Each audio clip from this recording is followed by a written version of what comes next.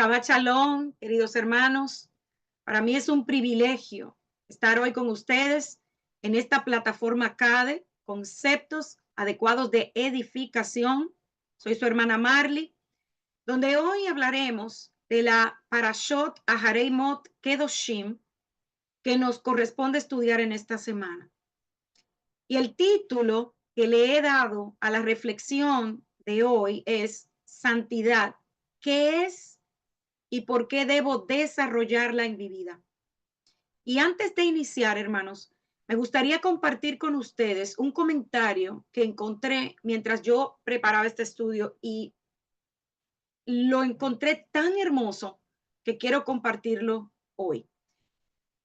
Es de un rabino que se llama Daniel Dolinsky y él dice lo siguiente: Baikra, llamado Levítico o Torá Kohanim, o sea, la Torá de los sacerdotes, es un libro que desde el mismo comienzo, en la primera parashá, nos convoca a mirar el contenido y la calidad de nuestra relación con el Creador. A través de nuestra relación con el entorno y con nuestro prójimo en especial, sin duda, el sistema que nos propone la tradición judía para acercarnos es el más directo y el más sencillo posible. Hay que estar dispuesto a dar todo de uno siempre. Algo que exige compromiso sin titubeos, y la forma ritual para expresar esta idea son los korbanot, los sacrificios, a través de los cuales la relación con mi prójimo y con el Eterno es confirmada y puesta en proceso de mejoramiento permanente.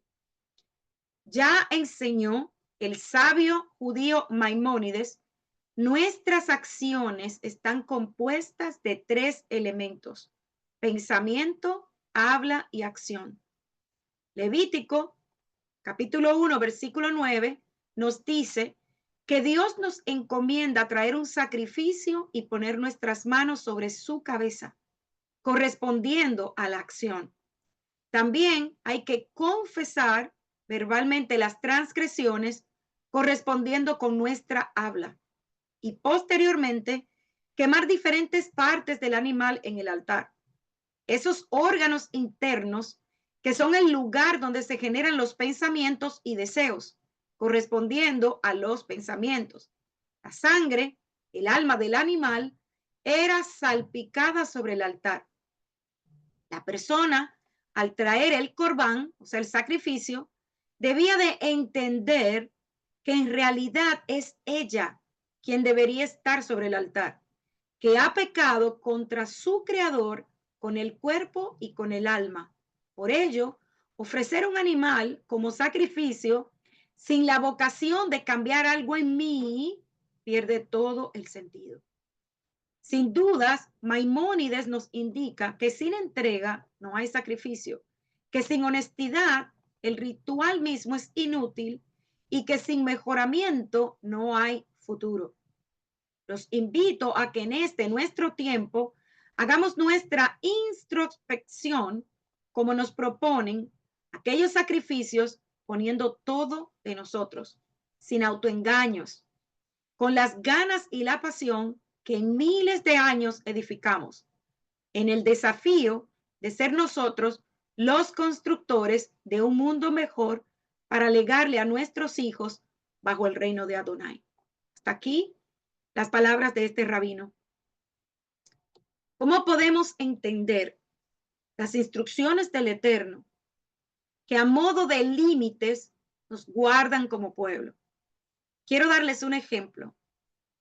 En un momento, queriendo explicar qué eran los límites, cuento que una noche muy cerrada iba manejando en una ruta que no estaba señalizada. Lo único que podía ver era la tira negra de la autopista que se proyectaba hacia adelante y las luces titilantes de otros autos.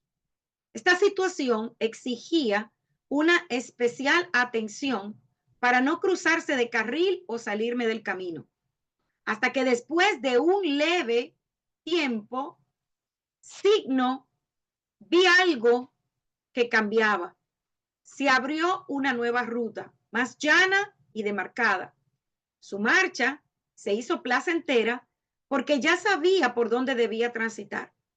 Así descubrió lo que eran los límites, las marcas que tiene el sendero de la vida y que nos permite elegir por dónde queremos ir.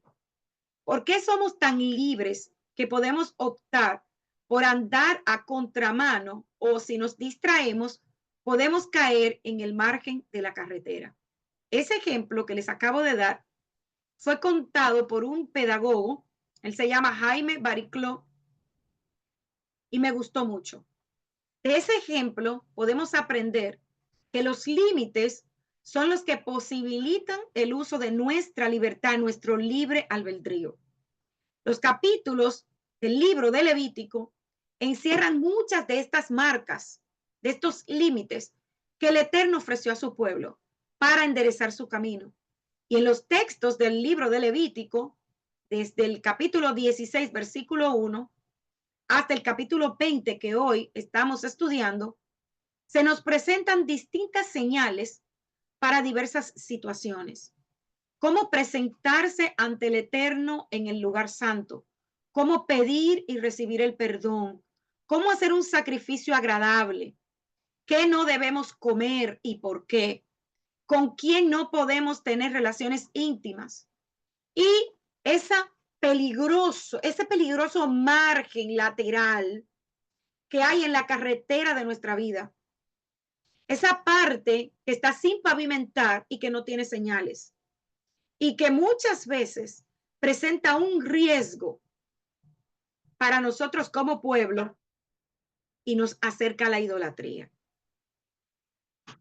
El Eterno puso todos estos límites porque él sabía que en los largos años que estuvo el pueblo de Israel en Egipto, su continuo peregrinar también por el desierto, su contacto con nuevas culturas y pueblos, ponían en riesgo la fidelidad del Eterno, del pueblo al Eterno,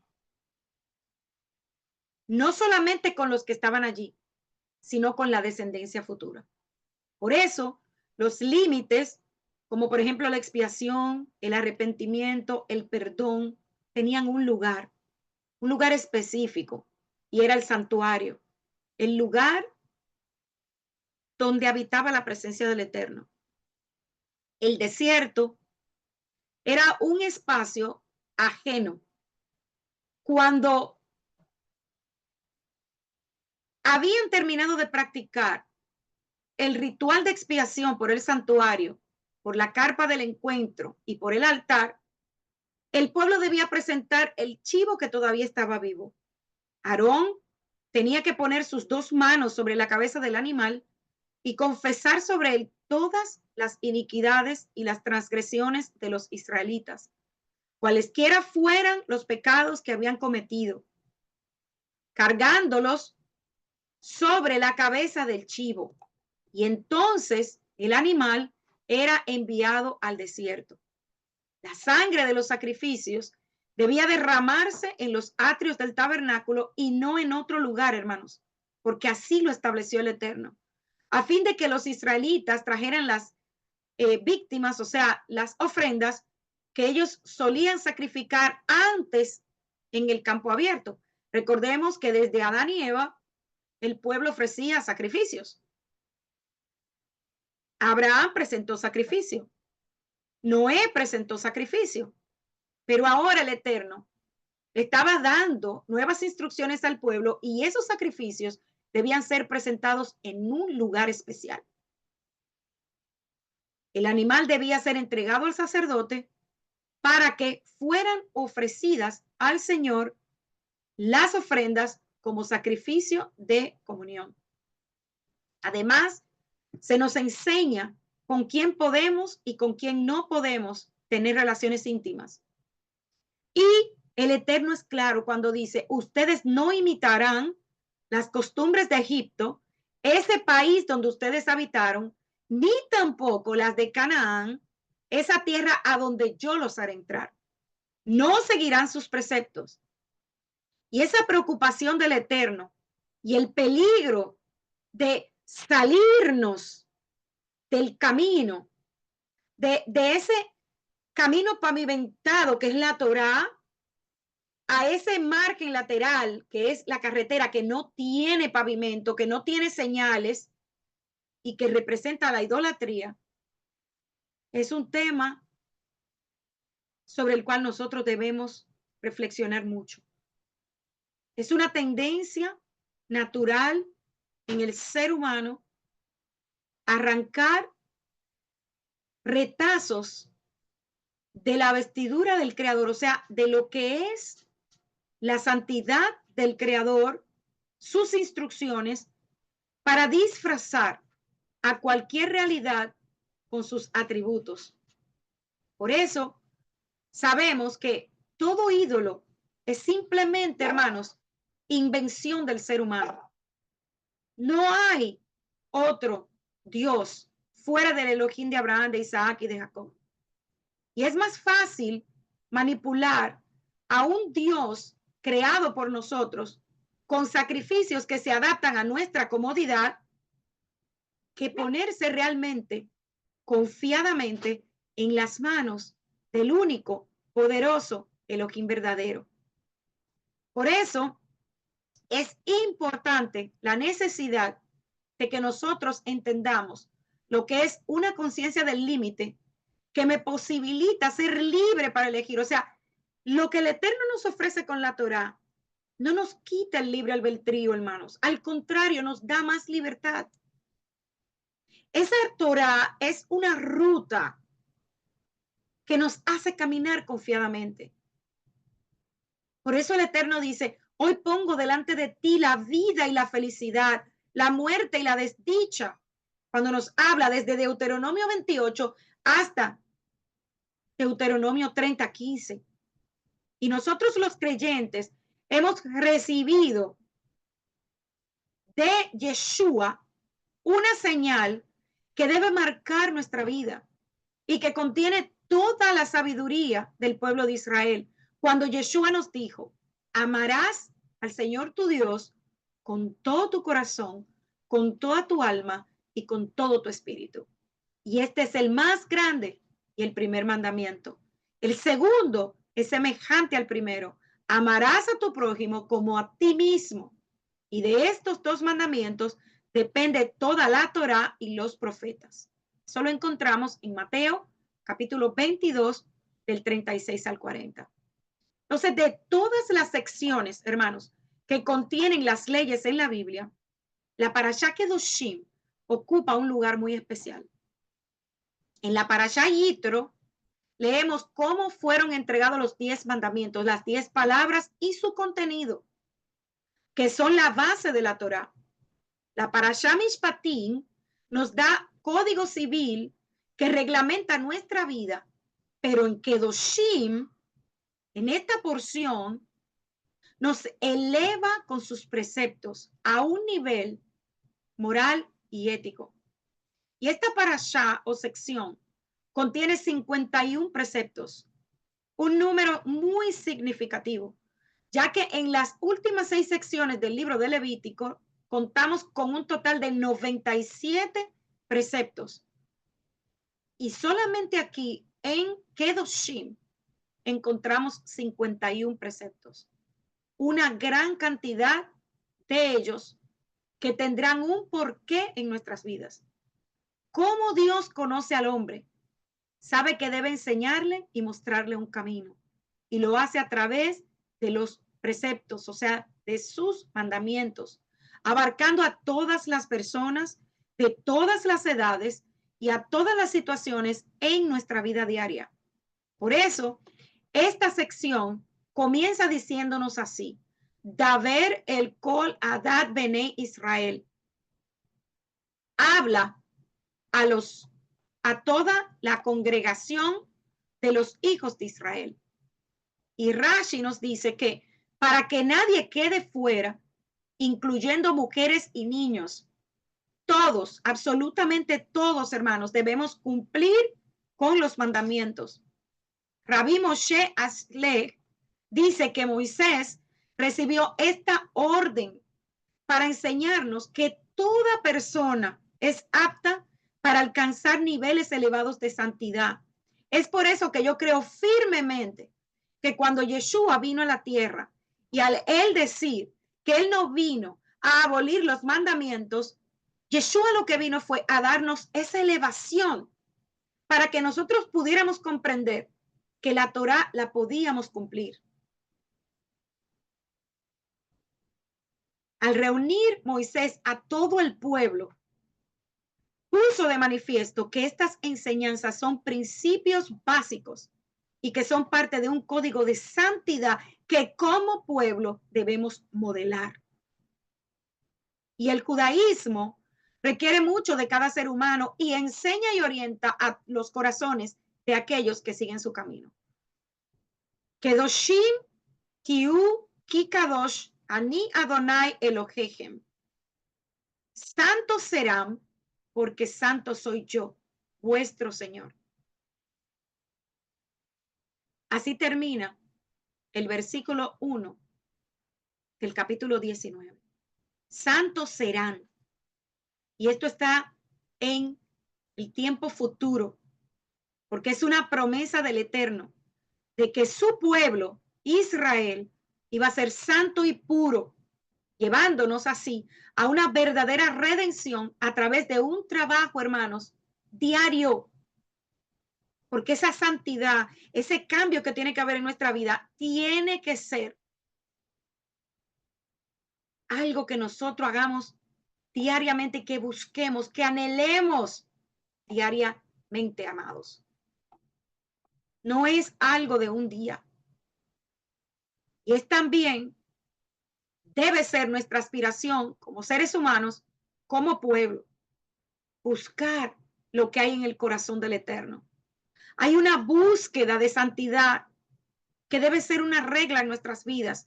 Y la única manera de llegar a ella es transitando por el camino. ¿Qué es el camino? ¿Quién es el camino? La Torá. ¿Quién es el camino? Yeshua.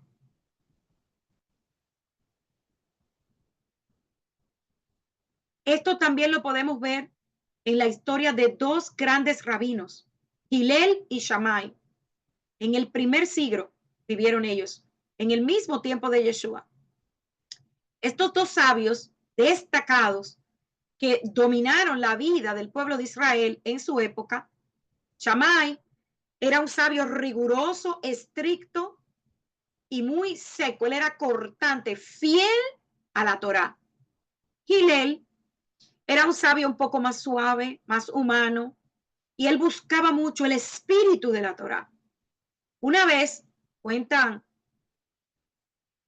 un midrash, llegó un hombre donde Shammai y le preguntó: ¿podría usted enseñarme los principios del judaísmo durante el tiempo que soy capaz de sostenerme en un solo pie? Imagínense, hermanos, ¿qué tiempo puede durar un ser humano solamente parado en un solo pie? Shammai se enfureció y lo echó. Este señor va a donde Hillel y le hace la misma pregunta. Le dice que si podía enseñarle la Torá por el tiempo que él estuviera, o sea, que él pudiera sostener su cuerpo estando parado solamente en un pie. Hillel le dijo: ponte en un pie y repite: amarás a tu prójimo como a ti mismo. Y le dijo: esta es la Torá en un solo pie. Si quieres saber más y entender profundamente el sentido de este versículo, ahora siéntate y estudia.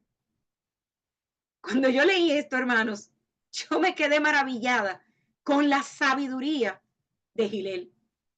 Para Hillel, este precepto que leemos hoy contiene toda la enseñanza de la Torá y lo demás es comentario y cómo podemos aplicarla. La Torá, hermanos, no es una enseñanza de un día.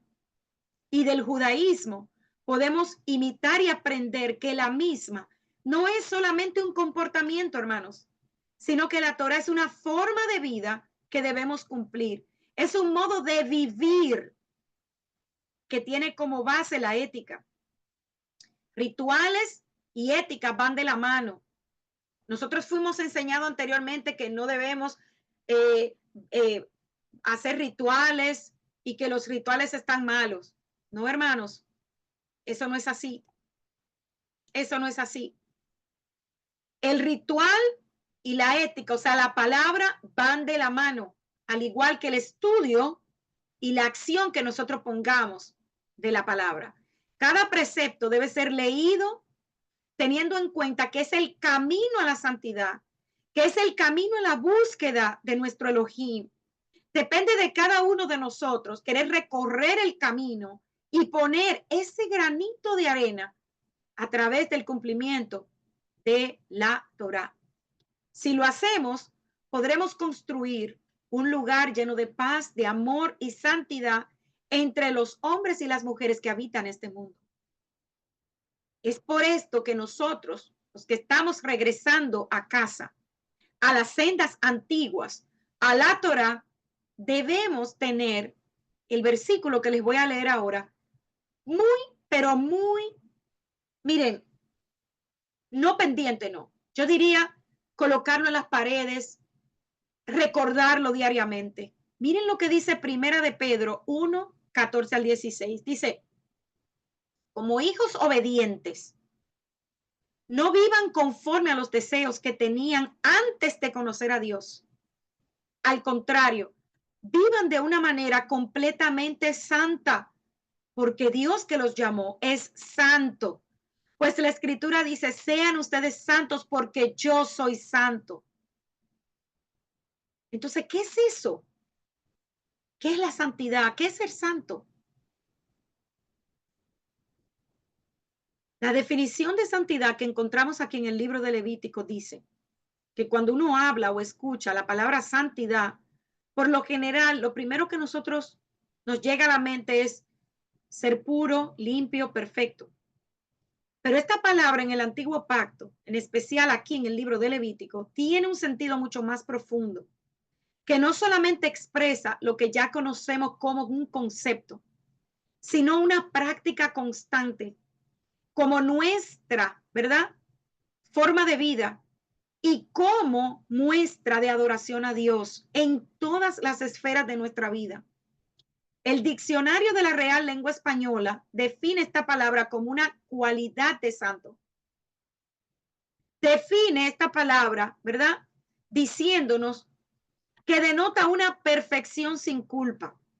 Y esta palabra, santidad, aparece 152 veces solamente en el libro de Levítico y deriva de la palabra hebrea kadash, la cual puede ser traducida como santo, sagrado, santificar, consagrar. Por lo tanto, el libro de Levítico refleja como tema principal la santidad. Asimismo, certeza define esta palabra como integridad individual y devoción absoluta sincera a Dios. Él es un estudioso de la palabra, un teólogo.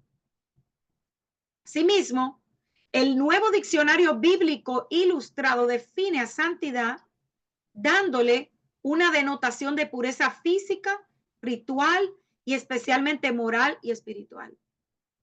Y por último, Grudem, otro teólogo, define santidad como una separación del mal y devoción a la gloria de Dios.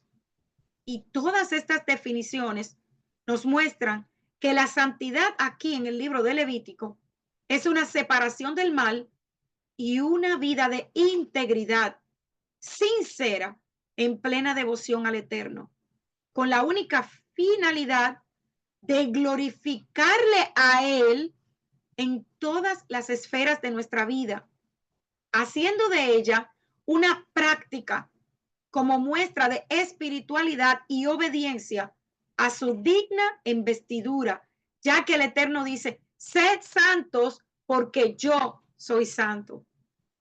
Entonces, según la revelación bíblica, la santidad es una cualidad fundamental de nuestro Elohim, una virtud indispensable de todo verdadero creyente, un atributo de ciertos lugares, objetos, días, fechas, acciones. Por eso explicamos que es una forma de vida. La santidad no es una palabra que podamos solamente definir como un concepto, es una forma de vida.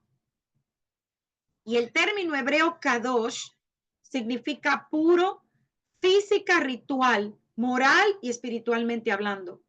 Y también se traduce como separado, algo que es puesto aparte, algo que es consagrado.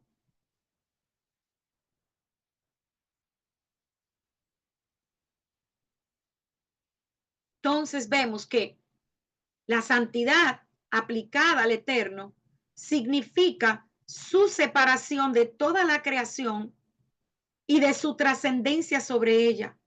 En resumen, su supremacía, su majestad, su reverencial gloria, como nos habla Éxodo 3, 4 y 5. El carácter inmaculado del carácter del Eterno, como nos explica Levítico 11:44 y que es repetido en Primera de Pedro 1:16. La santidad aplicada a objetos e instituciones son santas no en sí mismas, no en sí mismas, hermanos, sino en su uso como cosas fuera del uso común y dedicadas al servicio a Dios. Les voy a dar un ejemplo. Todo lo que había en el tabernáculo era separado y santificado para el Eterno. Hoy en día, ¿cómo podemos aplicar eso? Las cosas que usamos para el Shabbat son separadas para el Eterno, el mantel. Hay personas que incluso tienen utensilios, platos solamente separados para el Shabbat. No es un requerimiento, solamente les estoy dando un ejemplo para que entendamos cómo pueden ser algunos objetos santificados para el Eterno. Entonces, es típico el reiterado uso de santo en el libro de Éxodo y en Levítico, con referencia a objetos diversos como el tabernáculo, los muebles, las ofrendas, el agua, las vestiduras sacerdotales y la tierra. Si aplicamos la santidad a los seres humanos, en estos casos, por lo general, la santidad apunta a una santidad ceremonial que proviene del haber realizado actos o ritos apropiados de consagración, como en el caso de Éxodo 29:1. Y en otras ocasiones, la santidad apunta a un nivel de mayor profundidad y se refiere a la justicia ética que nosotros los seres humanos debemos tener, como nos dice Éxodo 19:2, Salmos 15:1 y Isaías 57:15. El Eterno es santo. Y en todo el contenido de este maravilloso libro de Levítico, el Eterno muestra su santidad en todo lo que comparte y demanda a su Hijo, Israel. Y esto se hace claramente visible desde los rituales, ¿verdad? La preparación sacerdotal, la pureza frente a la impureza, los rituales de purificación, mostrando claramente la santidad del Eterno ante lo inmundo y lo profano de este mundo caído en el que vivimos. El Eterno, en este hermoso reflejo de su santidad, aquí en el libro de Levítico, nos dice, sé santos porque yo soy santo. Y estas dos citas, Levítico 11:45 y 20:26, nos muestran que el Eterno aquí en el libro de Levítico se presenta como santo, Kadosh, dándonos a entender que Él es el origen de la pureza y la perfección universal, hermanos. No se limita a nuestro mundo. Según Grudem, él es un profesor de teología. La santidad de Dios quiere decir que Él está separado del pecado y dedicado a mantener en alto su honor. Al decir que está completamente separado del pecado y que nos muestra en el fondo que en Él hay ausencia de pecado, por lo tanto su accionar aquí en el libro de Levítico nos muestra su atributo de pureza e impecabilidad y su separación absoluta del pecado. la cual es manifestada en su perfecta justicia. Al observar todas las, lo que implicaban el culto, los rituales que nos enseña él aquí en el libro de Levítico, él nos está mostrando la santidad, su santidad, como algo propio de él mismo. Y el teólogo Louis Sperry Chafer, hablando de la santidad de Dios, dice que la santidad de Dios es intrínseca, no es creada.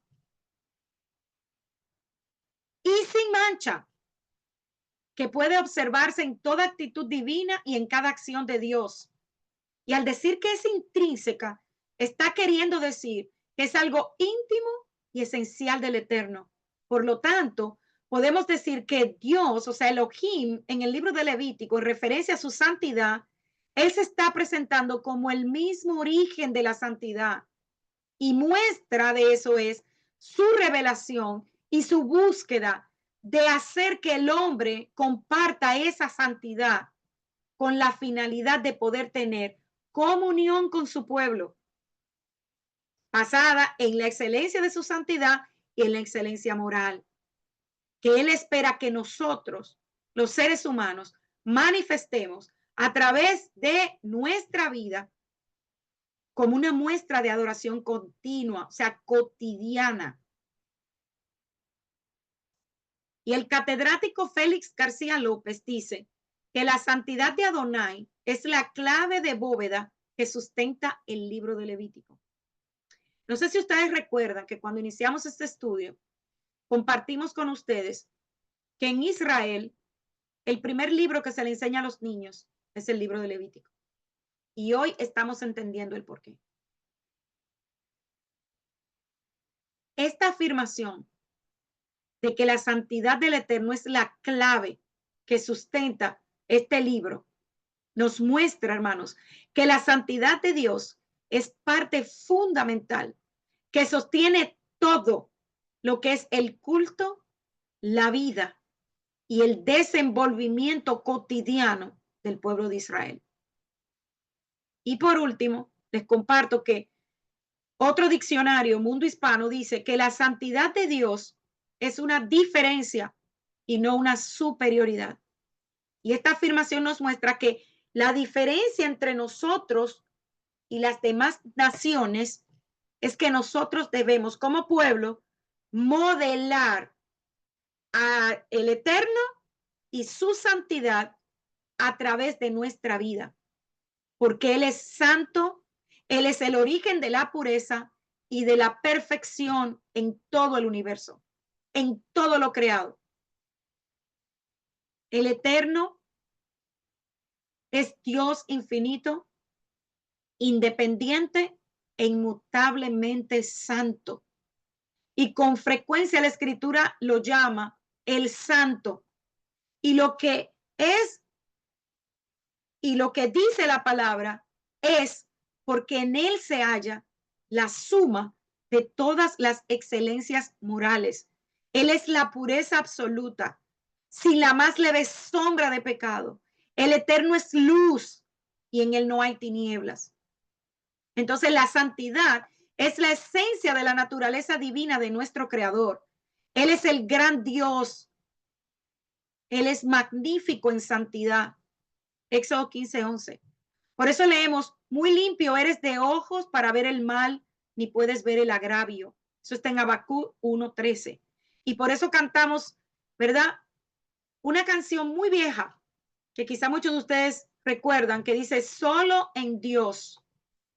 Y dice así, y yo sé que no eres Dios, que se complace en la maldad, pues lo malo junto a ti no habitará, ni tus ojos mirarán tu iniquidad. Así eres tú, así eres tú. Es una canción bien viejita de las iglesias cristianas, pero fíjense las palabras que tiene. De la misma manera que el poder del Eterno es lo opuesto a la debilidad natural de nosotros, los seres humanos, y su sabiduría contrasta completamente con nuestra mente limitada, su santidad es la antítesis de todo defecto o imperfección moral. Y en la antigüedad, el Eterno estableció algunos que cantasen a Adonai y alabasen en la hermosura de su santidad. Segunda de Crónicas 20:21. La santidad es la hermosura del Dios al que nosotros le servimos. A esta perfección divina se le da un énfasis especial. Se llama santo al Eterno más veces que todopoderoso. Y se presenta esta parte de su dignidad más que ninguna otra. Nunca se nos habla de su poderoso nombre o de su sabio nombre, sino de su gran nombre y sobre todo su santo nombre. Y este es su mayor título de honor. En este atributo se resalta toda la majestad y la respetabilidad de su nombre. Esta perfección, como ninguna otra, es celebrada ante el trono de los cielos por los serafines que claman constantemente, Kadosh, Kadosh, Kadosh, Santo, Santo, Santo, Adonai de los ejércitos. Isaías 6:3. Entonces, todo el concepto de santidad se encierra en el Eterno mismo, como el único. Él es enteramente un ser santo. Todo lo santo procede de Él en sentido espiritual y moral, y lo que no tiene su origen en Dios, en el Eterno, no es santo. Cuando el Eterno declara por medio de Isaías, Hashem de los ejércitos será exaltado en juicio y el Dios santo será santificado con justicia. No indica que el hombre sea capaz de añadir algo a su santidad y a sus juicios, sino que santificamos al Eterno por reconocer lo que Él es, dándole la gloria que corresponde a la visión que en ese momento Isaías estaba teniendo. Cuando Pedro nos exhorta, santificad a Cristo como Señor en vuestros corazones, en Primera de Pedro 3:15, lo que él nos quiere decir a nosotros los creyentes es que testificando en medio de circunstancias adversas, hemos de consagrar nuestro corazón como un santuario donde Yeshua ocupará el trono según los derechos de su personalidad y su autoridad. Y la oración que Yeshua nos enseñó, donde dice, Padre nuestro que estás en los cielos, santificado sea tu nombre, requiere que el Hijo, o sea, nosotros, nos preocupemos en primer término por comprender y manifestar la naturaleza de nuestro Padre como santo, cuyo nombre expresa todo lo que es excelente.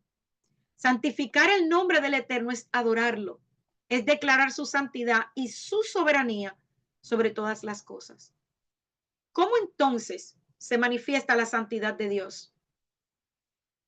La santidad del Eterno se manifiesta en sus obras. Nada que no sea excelente puede proceder de él. La santidad es la regla de todas sus acciones. Y en el principio, el Eterno declaró que todo lo que había hecho era bueno en gran manera. Génesis capítulo 1, versículo 31. Lo cual no hubiera podido hacer si no hubiera habido algo imperfecto o impuro. Y al hombre lo hizo recto. He aquí solamente esto he hallado, que Dios hizo al hombre recto, pero ellos buscaron muchas perversiones. Eclesiastés 7:29. Nosotros no podemos culpar al Eterno por lo que está sucediendo en el mundo, porque lo que está sucediendo en el mundo es el resultado de nuestras elecciones. A imagen y semejanza del Creador, fuimos creados. Por lo tanto, como dice el texto, éramos rectos, nacimos rectos en inocencia, sin pecado, pero a medida que vamos creciendo, vamos pecando y eligiendo la perversión y el pecado, porque dice la palabra que de niños es el reino de los cielos. Nacemos como niños. Los ángeles que cayeron fueron creados santos, ya que según leemos dejaron su habitación en Judas 1:6. Hasatán fue escrito Perfecto era en todos tus caminos desde el día que fuiste creado hasta que se halló en ti maldad. Ezequiel 28:15. Entonces el Eterno es santo y en su soberanía Él permitió ángeles y al hombre la libertad de elegir entre el bien y el mal. Esto lo vemos a través de toda la escritura. El Eterno no crea a algunos hombres malos y a otros buenos. Eso no es así. Todos fuimos creados y a todos se nos dio el libre albedrío. Cada uno elige su destino creyendo o rechazando al Eterno. La santidad del Eterno se manifiesta en su Torá. Y la Torá prohíbe el pecado en todas sus variantes, en las formas más refinadas, así como en las más extremas. La Torá es un espejo que nos muestra en qué estamos fallando. Y la intención de la mente, como la de la contaminación del cuerpo y el deseo secreto, como el acto abierto. Todo esto nos muestra la Torá. Por eso leemos que la Torá, la ley a la verdad es santa y el mandamiento santo y justo y bueno. ¿Dónde está eso? Romanos capítulo 7, versículo 12. Si el precepto del Eterno es puro, que alumbra los ojos, y el temor del Eterno es limpio, que permanece para siempre, los juicios del Eterno son verdad, todos justos. Esto está en Salmos 19, 8 y 9. Entonces, la santidad del Eterno se manifiesta también en la cruz, en el madero. La expiación ilimitada de Yeshua pone de manifiesto de la manera más admirable y a la vez solemne la santidad infinita del Eterno y su rechazo al pecado. Los juicios que serán vertidos sobre el mundo impío y la sentencia irrevocable dictada contra todos los rebeldes nos demuestran cuánto el Eterno odia y repudia el pecado. Entonces, Yeshua recibió en sí mismo el pago del pecado, la muerte, para poder abrir el camino para nosotros, para toda la humanidad. Y el significado principal de la palabra santificar en la escritura es apartarse, consagrarse a alguna causa, algún propósito o alguna obra especial. Tanto en el antiguo como en el pacto renovado, se emplean con frecuencia varias formas de esta palabra. Y en casi todos los casos, el significado de la frase no cambia.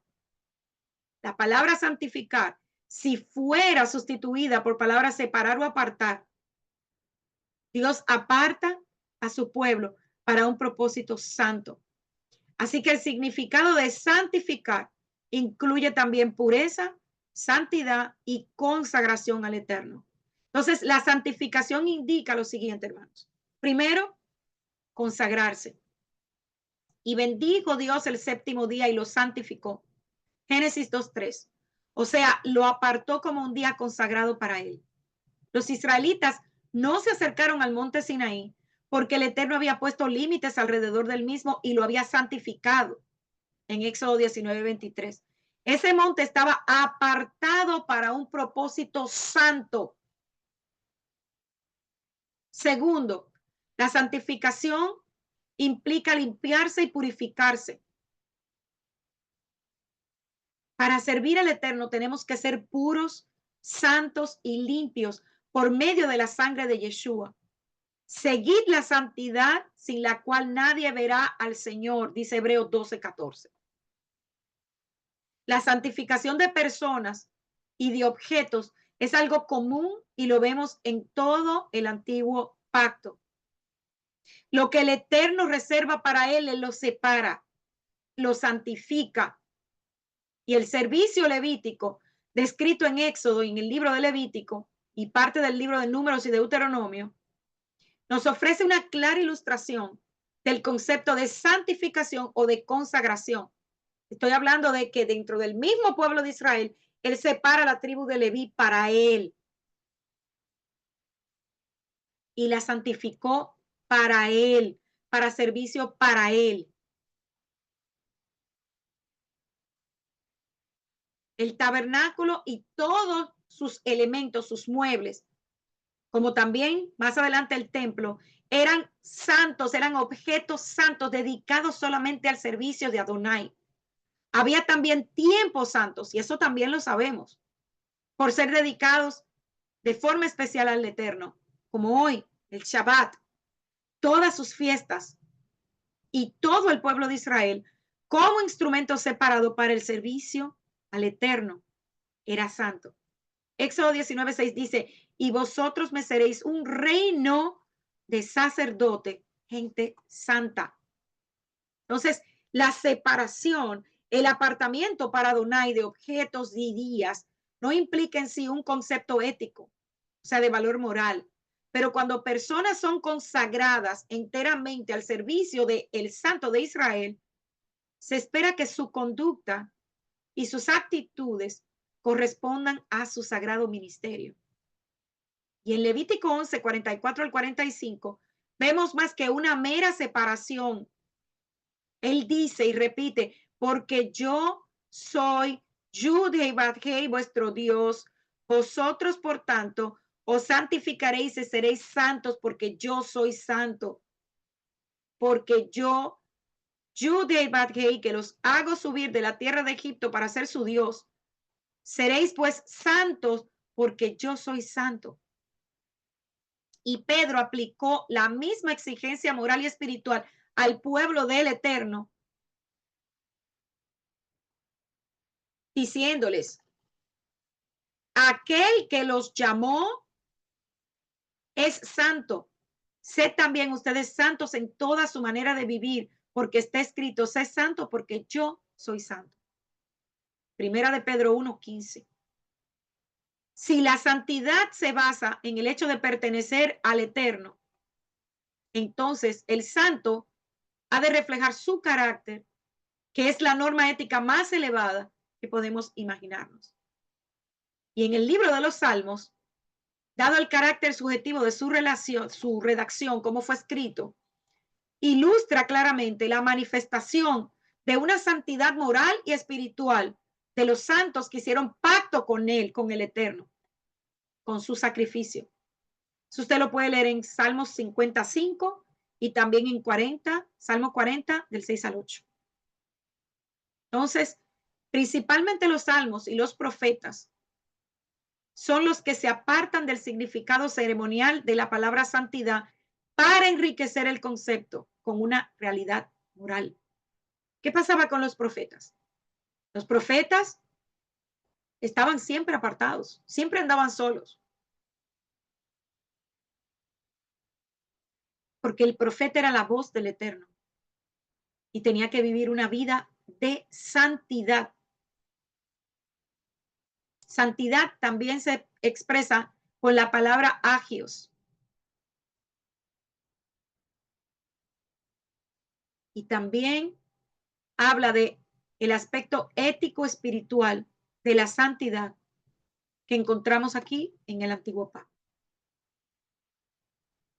En el estado de quienes por la fe se han unido con Yeshua. Primera de Corintios 1:30 dice, sin embargo, esta imputación de justicia no se considera válida a menos que vaya acompañada por aquella santidad impartida que debe ser resultado de la unión del creyente con Yeshua, a quien se le describe como siendo el mismo la negación y destrucción del pecado. Eso está en Primera de Juan 2, del 1 al 6.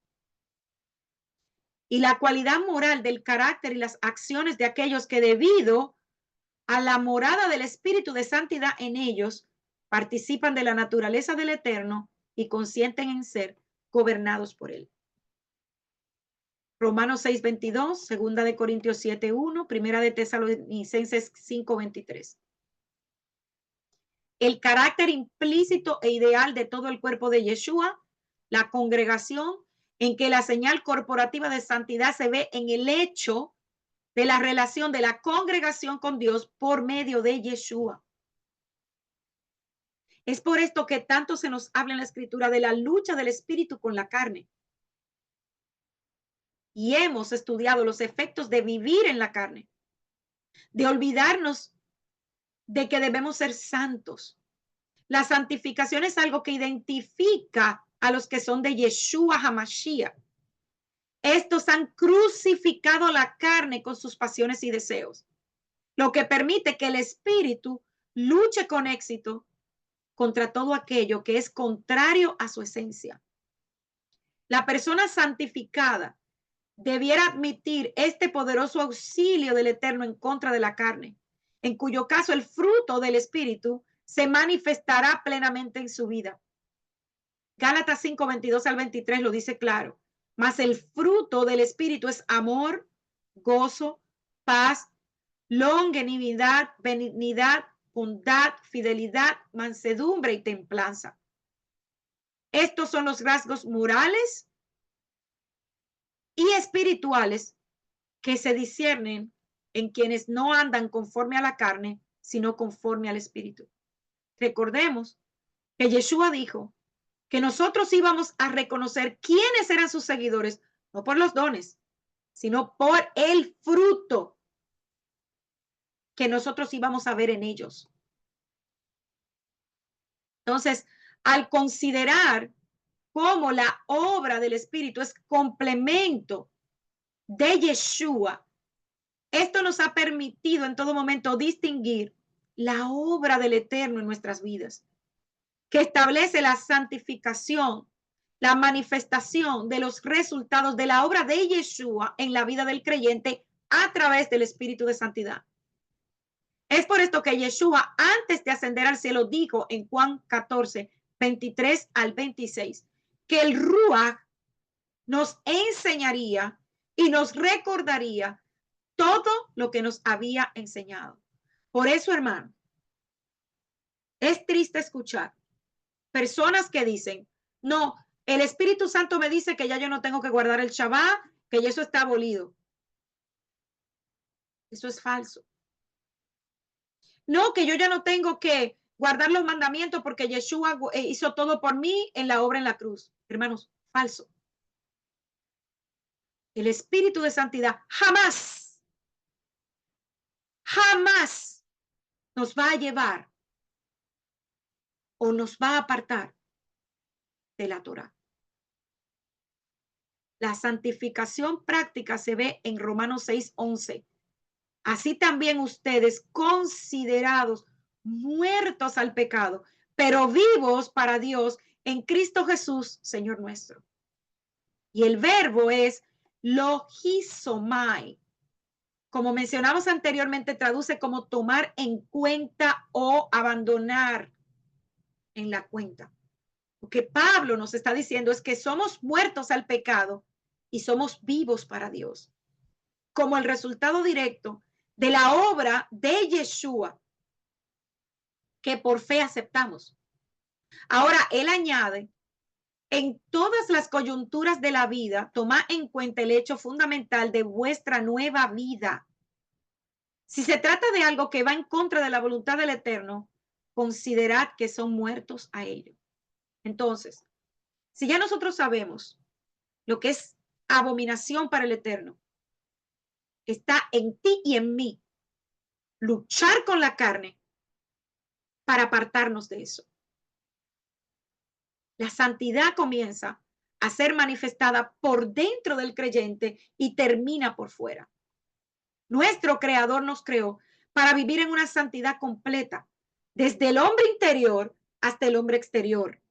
El ser fortalecidos con poder en el hombre interior por su espíritu, dice Efesios 3:16. Entonces, ¿qué significa el hombre interior?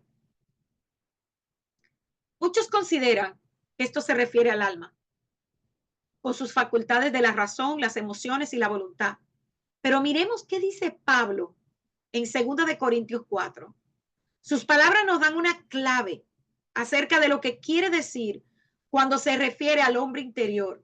Él está diciendo que aunque nuestro hombre exterior se va desgastando, el hombre interior, no obstante, se renueva de día en día. Hermanos, nuestra carne por fuera va envejeciendo día con día y es un proceso que no podemos parar. Pero lo que nos está enseñando la palabra es que aunque por fuera nosotros estamos envejeciendo, la palabra nos está vivificando día con día. Nos está renovando nuestro hombre interior día con día. O sea, nos está rejuveneciendo. Para los creyentes hay algo de nosotros que se está volviendo viejo. O sea, por fuera nos estamos deteriorando, hermanos. Pero al mismo tiempo hay algo en nosotros que se está volviendo más vital, se rejuvenece, se aumenta, se va volviendo más rico, más profundo y más fuerte cada día que vivimos. Y eso es nuestro hombre interior. El alma envejece de la misma manera que le sucede al cuerpo. Y está claro que el alma forma parte de nuestra vida, que a su vez es parte de la persona exterior que va muriendo día a día, porque vamos envejeciendo. Pero ese no es el hombre interior, eso no es lo que sucede con el hombre interior. El hombre interior es el espíritu humano y es allí donde el Eterno comienza su obra de restauración en nosotros. No en el ámbito de nuestros sentimientos, sino en lo que los psicólogos denominan el dominio del subconsciente, aquella parte profunda de nuestra vida, el elemento fundamental de nuestra naturaleza. Cuando nos sentimos desanimados, cuando nos sentimos verdaderamente angustiados, cuando ya nos estamos casi dando por vencidos, este estado se describe como abatimiento, que es un término muy apropiado para todas esas emociones. No se trata sencillamente de una cuestión de que tenemos aburrimiento o no sabemos qué hacer, no. Por lo tanto, esto es algo que afecta el espíritu porque comienza el desánimo. Y el espíritu es el nivel más profundo de la vida humana. De modo que comenzamos a sentirnos dominados por la desesperación y la indiferencia. Y es ahí donde debe empezar la recuperación. Y lo que el apóstol se refiere a la capacidad del Creador mismo, que es nuestro Padre, Él es nuestro todo, hermanos, que nos transmite una nueva infusión de fuerzas a través de su espíritu, a nuestro espíritu, que es el ser interior. Y en 1 Corintios capítulo 12, Pablo dice, hablando acerca de los creyentes, porque en un solo espíritu fuimos todos bautizados en un cuerpo. Y a todos se nos dio de beber de un mismo espíritu. Eso está en el versículo 13, de 1 Corintios 12. Para eso, nuestro espíritu humano, para beber del espíritu de Adonai, a fin de que podamos ser refrescados y revitalizados. De la misma manera que al tomar una bebida, su cuerpo se refresca. El beber del espíritu refresca su espíritu en el nivel más profundo de nuestra vida.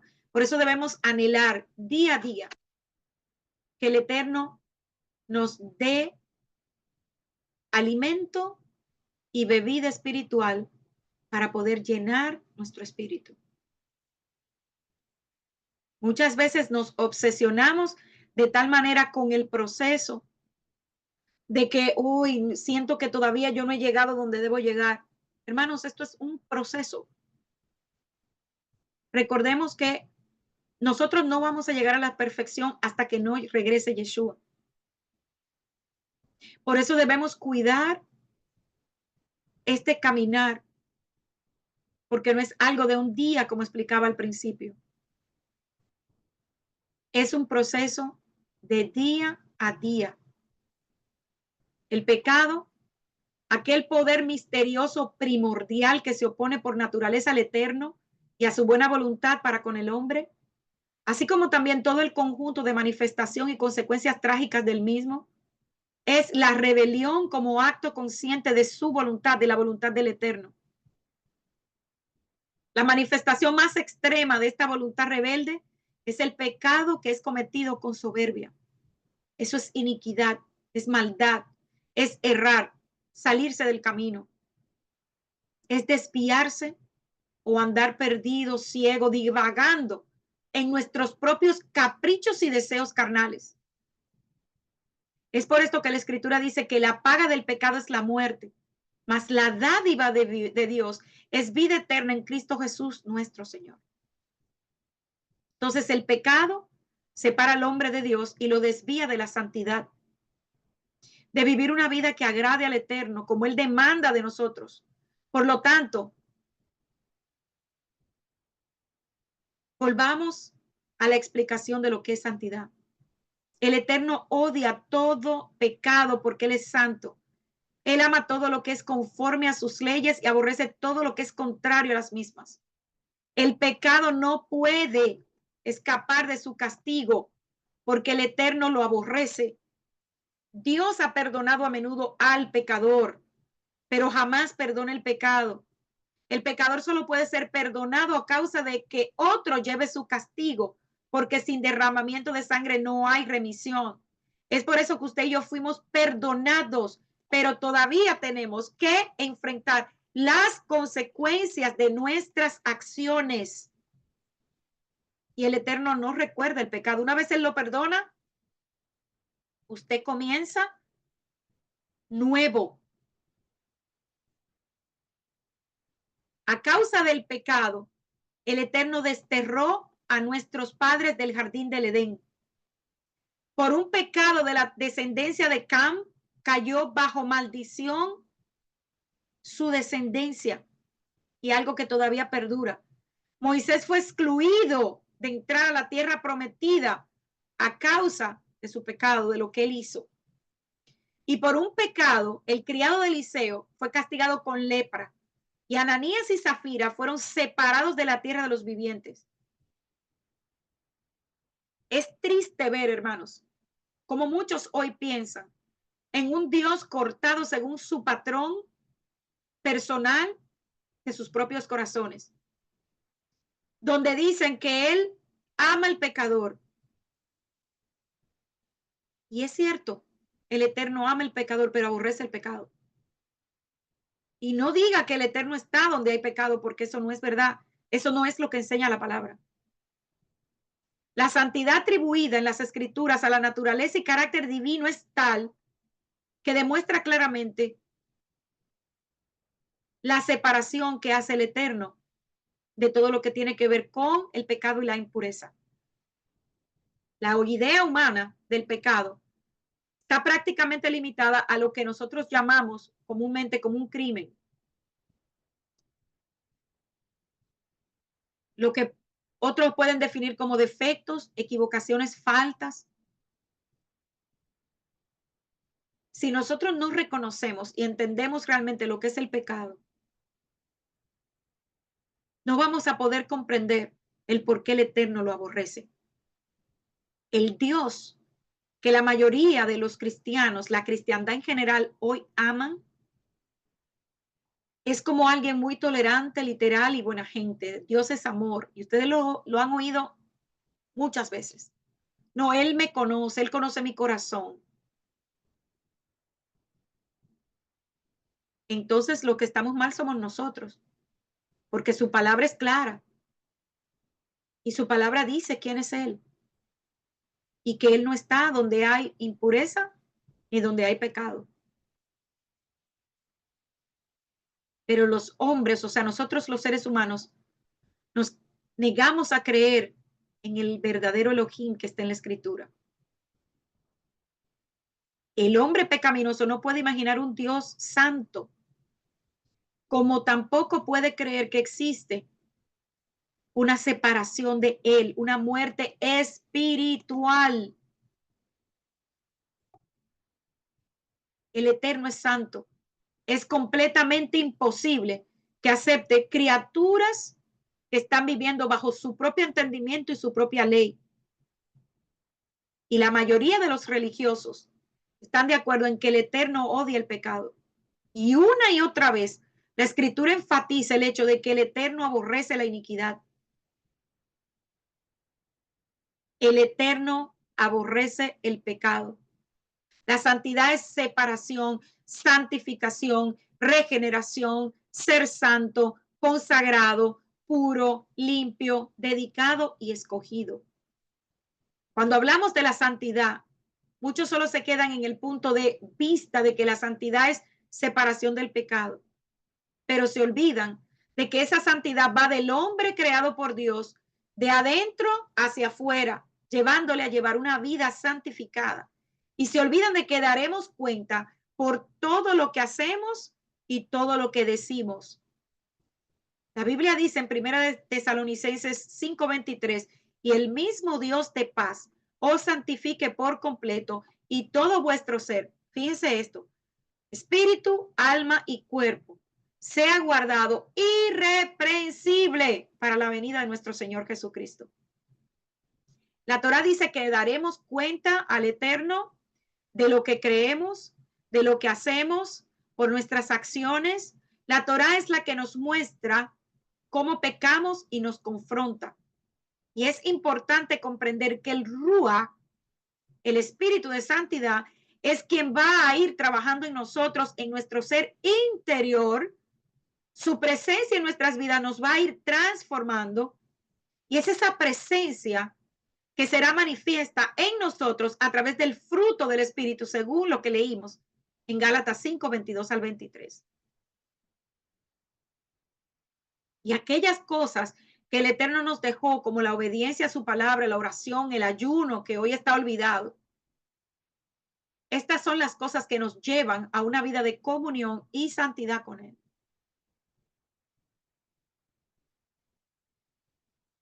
Entonces, Pablo habló de varias cosas, 15 obras de la carne, que van desde pecados sexuales a ebriedad, incluye idolatría, hechicería y algo que debería ponernos a todos a pensar. Habla de la inmoralidad, de la impureza, la sensualidad. Habla de la idolatría, la hechicería, las enemistades, los pleitos, los celos, el arranque de ira, las disputas, las disensiones, las facciones, las envidias, la embriaguez, orgías. Hermanos, de todo eso tenemos que apartarnos. Salomón dijo que vanidad de vanidades, todo es vanidad.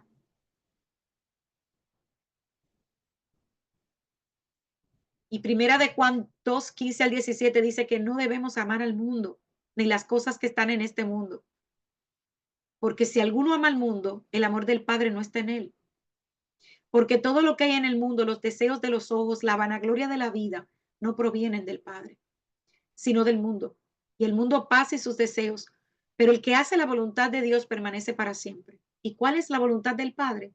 Obedecer su palabra, tal como está, hermanos, sin quitarle, sin añadirle, obediencia. ¿Es fácil? No, hermanos. Tenemos que luchar día a día con nuestra carne, pero sí es posible. Entonces nos queda claro que la santidad comienza desde adentro hacia afuera. Y dice la escritura que en cierta ocasión se encontró Yeshua con los fariseos y les dijo: fariseos ciegos, limpiad primero lo de adentro del vaso y del plato, para que también lo de afuera sea limpio. Y los exhortó a hacer eso. Y a medida que nos acercamos a lo que todos nosotros estamos esperando, que es la llegada de Yeshua, nosotros debemos preguntarnos: ¿estoy realmente buscando la santidad en mi vida? ¿Cuándo somos santificados? La santificación es una obra que el Eterno nos regala en el momento en el que nosotros reconocemos que tenemos que volver a Él. ¿Cómo sabemos esto? Primera de Corintios 6:11 dice: y estos eran algunos, mas ya han sido lavados. Escuche bien, lo voy a iniciar de nuevo. Y estos eran algunos, mas ya han sido lavados, ya han sido santificados, ya han sido justificados en el nombre del Señor Jesús. Desde el momento que usted viene a los pies de Yeshua y comienza a caminar en la Torá, se nos regala la santificación. Y Hebreos 10, versículos 10 y 14 también lo explica. Pero después de ahí, tenemos que seguir trabajando en nuestras vidas. La santificación es una obra progresiva que continúa durante toda la vida del creyente. No es de un solo día. El nuevo creyente es un recién nacido en el reino. Pero ¿qué pasa si ese nuevo creyente no busca la manera de crecer espiritualmente? Toda la vida va a estar bebiendo leche espiritual y no es lo que el Eterno espera de nosotros. Usted y yo comenzamos una nueva vida de creyente, nos arrepentimos de todo el pecado que cometimos en nuestra vida y asimismo debemos comenzar a estudiar su palabra y ahí es cuando comenzamos a crecer espiritualmente. Al crecer espiritualmente en el entendimiento y en la aplicación de las normas establecidas por el Eterno, es cuando comenzamos a ver nuestra vida pasada y podemos reconocer todo lo que nosotros fuimos y la diferencia que el Eterno ha hecho a través de nuestra vida. Si usted no crece espiritualmente, busque en secreto la presencia del Eterno y pregúntele qué debe hacer.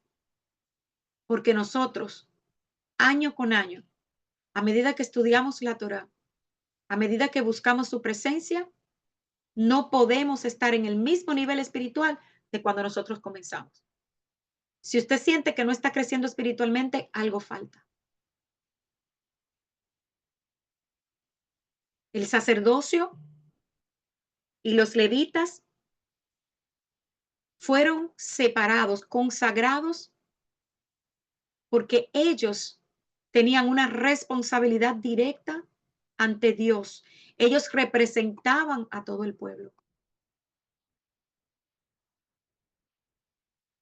Tenían que vivir una vida consagrada, tenían que mantenerse purificándose y tenían unas normas más elevadas que la del resto del pueblo. Hoy entendemos que el sacerdocio de Aarón y sus hijos es sombra profética de un sacerdocio mayor, el de Yeshua como sacerdote de Melquisedec. Yeshua, con su sacrificio, nos santificó. Y Yeshua tenía mucho que decir acerca de la santificación cuando habló en Juan capítulo 17. Si usted no ha leído, mire, para mí Juan 12, 13, 14, 15, 16, 17 son fundamentales leerlos y entenderlos. Pero fíjese lo que él dijo en Juan 17, versículo 16. Dice, no son del mundo, como tampoco yo soy del mundo. Y esto está antes de la petición que él le dice en la oración al Padre. Santifícalos en tu verdad, tu palabra es verdad. La santificación, hermanos, es un estado de separación. Los creyentes entramos en este estado cuando somos nacidos del Eterno, cuando nacemos de nuevo.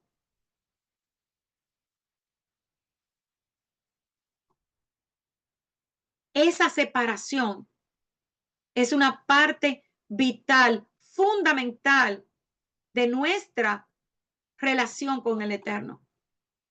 La santificación también se refiere a una experiencia práctica, o sea, es algo que debemos vivir cada día. Es como que diariamente nosotros tenemos dos caminos frente a nosotros. el camino estrecho y el camino ancho. ¿Cuál escogeremos? En resumen, la santificación es sinónimo de santidad. Hemos visto su significado en hebreo, en griego, y en ambos significa una separación. Primero, una separación que el Eterno nos regala a nosotros los que estamos regresando a través del sacrificio de Yeshua. Y luego, una santificación práctica progresiva en nuestra vida como creyentes, guardando la Torá, las instrucciones de Yeshua, hasta que Él regrese. ¿Cuáles entonces son el resultado de una vida de santificación?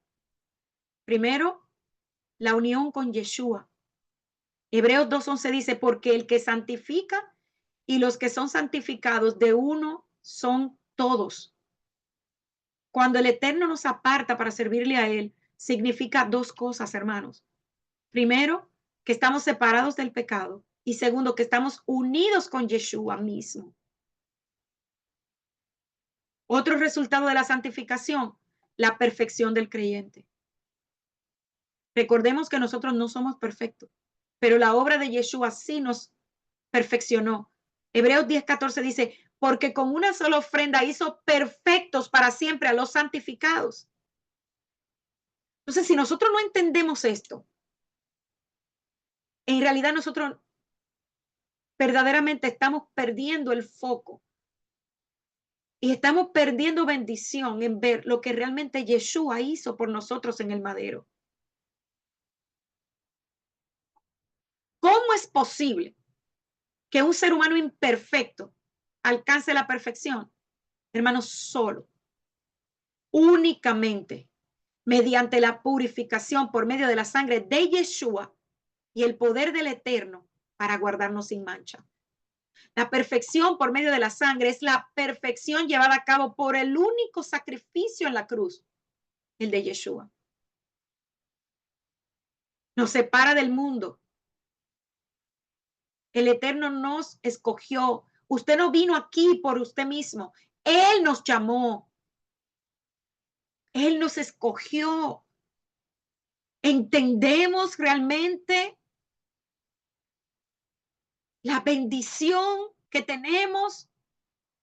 La santificación nos aparta del mundo para que podamos estar unidos con Él, con nuestro Rey.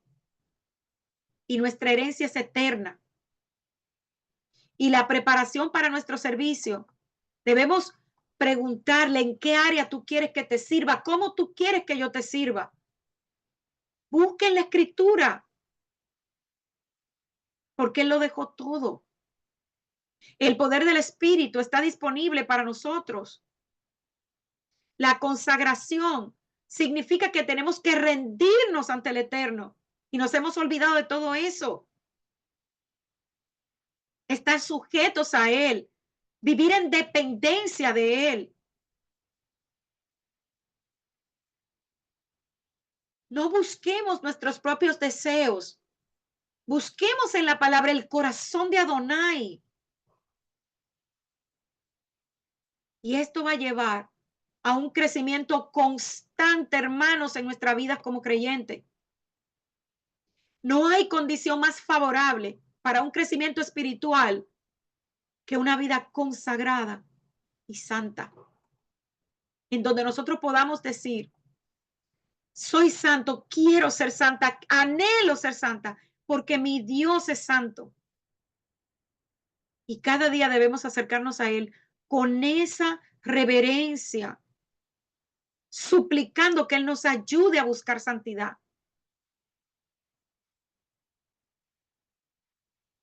Porque el Eterno es santo. Debemos desear ser hechos conforme a Él. Su mandamiento es ser santos porque yo soy santo. No se nos manda a ser omnipotente ni perfectos. No, santos. Si guardamos el Shabbat, ¿usted sabe lo que sucede? A través del Shabbat somos santificados. Por cuanto solo Él es la fuente, el manantial de la santidad, Debemos buscar la santidad en Él, no en otro lado. Y que nuestra oración diaria sea que el Dios de paz nos santifique en todo, para que nuestro espíritu, nuestra alma y nuestro cuerpo sea guardado entero, sin reprensión, para la venida de Yeshua. Shabbat shalom, queridos hermanos. Hasta aquí la reflexión del día de hoy. Espero que sea de mucha bendición como lo fue para mí. Que el Eterno les bendiga, les guarde y que tengan un resto de Shabbat maravilloso. Shalom.